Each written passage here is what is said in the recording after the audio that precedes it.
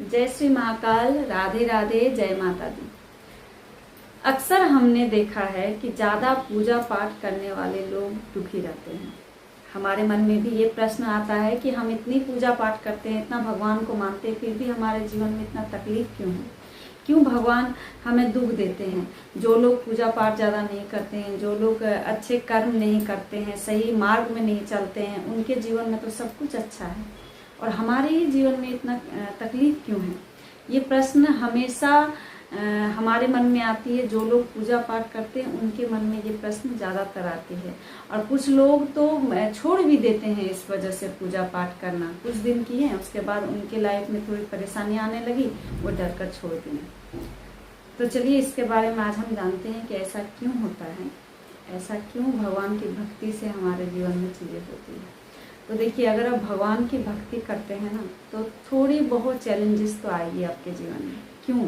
क्योंकि भगवान आपको मजबूत बनाते हैं, आपके आने वाले समय के लिए आपको पहले से ही तैयार करके रखते हैं। दुख सुख तो एक जीवन का एक पार्ट है, वो तो आपके जीवन में आएगा ही, हमेशा ही आपके जीवन में सुख ही रहेगा ऐसा कोई मतलब नहीं है। दुख भी आएगा, सुख भी आएगा, लेकिन भगवान की भक्ति जब आप करते हो तब उस दुख से निकलने का जो शक्ति है ना, वो भगवान आपको दे देते हैं पहले ही। और कुछ हमारे पिछले जन्म का कर्म भी होता है जिस वजह से हम दुख भोगते हैं।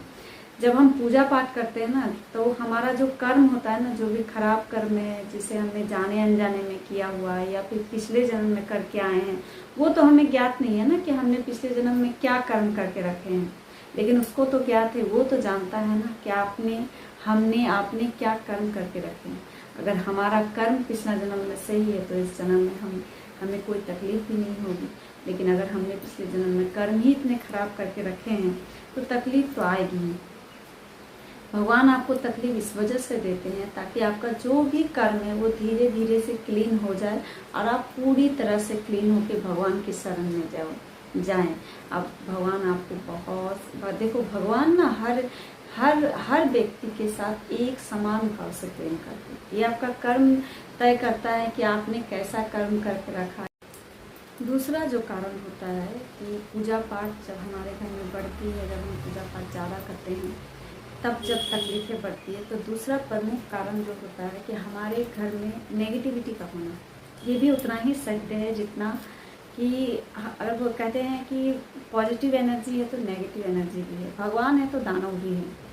तो ठीक इसी तरह अगर आपके घर में किसी भी प्रकार का नेगेटिविटी है या फिर कोई आपके घर में कुछ भी किया कराया गया है, तो जब आप पूजा पाठ करते हो ना, तो उन चीज़ों को तकलीफ पहुंचती है।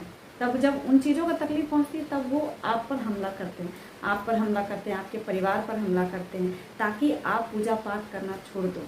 क्योंकि उन्हें तो तकलीफ हो रही है ना आपके पूजा पाठ से, और आपको लगता है, हमें लगता है कि हमारे पूजा पाठ से भगवान हमें कष्ट दे रहे हैं। भगवान कभी भी अपने बच्चे को कष्ट नहीं देते हैं, कष्ट से निकालने की कोशिश करते हैं। भगवान कष्ट नहीं देते हैं। कुछ क्षण भर के लिए हमें लगता है कि ये चीज़ें हमारे साथ हो रही है तो भगवान बुरा कर रहे हैं, लेकिन जब हम उस पड़ाव से निकल कर बाहर निकल जाते हैं ना, तब हमें उन चीज़ों का पता चलता है कि वो चीज़ जो हमारे साथ हुई थी उसका ये कारण था, अच्छे के लिए ही हमारे साथ होता है। जो भी चीज़ें हमारे जीवन में घटती है वो हमारे अच्छे के लिए होता है।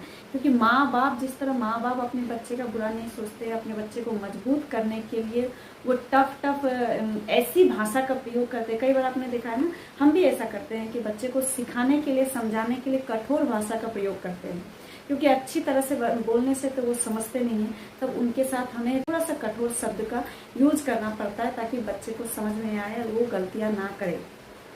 ठीक उसी तरह भगवान भी हमें इसी प्रकार से समझाते हैं कि हम चीज़ों को सही तरीके से समझकर अपना कर्म करें, और हम जो काम करने के लिए यहाँ आए हैं, भगवान की भक्ति और सही मार्ग में चलना, ये हम ध्यान में रखकर करें।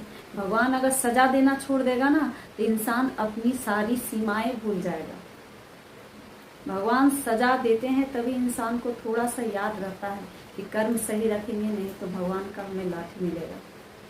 तो भगवान का सजा देना भी जरूरी है। और अपनी भक्ति को आप बढ़ाइए, धीरे धीरे देखिएगा, जैसे जैसे आपका भक्ति का लेवल बढ़ेगा वैसे वैसे आपके जीवन में सारी जितनी भी परेशानियां हैं कब गायब हो जाएगी आपको पता भी नहीं चलेगा। ये तो शुरुआती दिनों में होती है, जब आप शुरू करते हो तब होती है, लेकिन जैसे जैसे आपकी भक्ति बढ़ती है ना, वैसे वैसे आपके जीवन से कठिनाइयाँ भी चली जाती हैं। तो ऐसा कभी मत सोचे कि पूजा पाठ करने से आपका खराब हो रहा है, सारी चीज़ें खराब हो रही है तो क्यों करें पूजा। सारी चीज़ें ठीक करने के लिए ही पहले खराब किया जाता है, ताकि आपकी सारी चीज़ें अच्छे तरह से व्यवस्थित हो, मैंने अच्छे तरीके से ठीक हो। कहते हैं ना, किसी भी चीज़ में अगर आप देखते हो बहुत ज़्यादा फैला हुआ है चीज़ों को, तो उसको समेटने के लिए पहले हमें वहाँ से चीज़ों को निकालना पड़ता है, तब हम उसको समेट कर अच्छा से रख पाते हैं। अगर उसको हम निकालेंगे ही नहीं ठीक से पूरी चीज़ों को, तो हम समेट के रखेंगे कैसे। ठीक उसी तरह भगवान हमारे साथ करते हैं।